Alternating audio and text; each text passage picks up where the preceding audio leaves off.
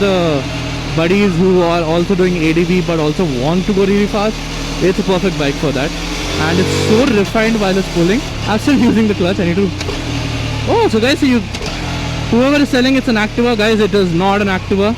Okay, just out there for the people, don't call it an Activa, please. Because as you can see, if you want to use the clutch, I can totally use the clutch like how I'm using it with a normal bike, or I can choose not to use the clutch. So that's my only thing that I would like to say. But it's such a beautiful city bike, as you can see.